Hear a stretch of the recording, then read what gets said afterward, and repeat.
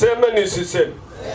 Na kwa taarifa yenu, nilivyosoma kwa mujibu wa maandiko, atakaye kuja kusimama siku ile ya mwisho kuwahoji wanadamu wote, siku inaitwa siku ya kiyama, anaitwa Yesu Kristo, mwana wa Mungu aliye hai.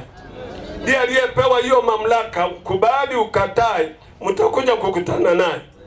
Ndiye aliyepewa hiyo mamlaka.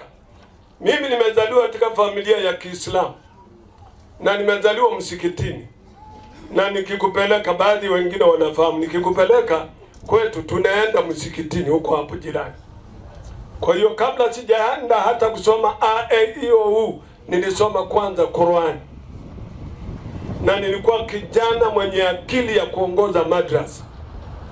Sasa katika msahafu inasema Surat al-Baqara aya 6, idha qala Allahu yaksa inam tarafaq wa dafiu qila wa mtairuka min aladin kafaruhi wa jailu alladhina.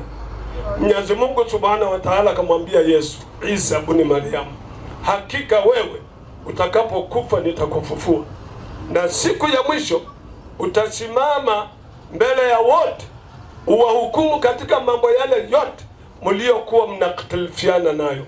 Ndipo marudio yenu enyi wanadamu yatakuwa kwangu Mwenyezi Mungu Subhanahu wa Ta'ala.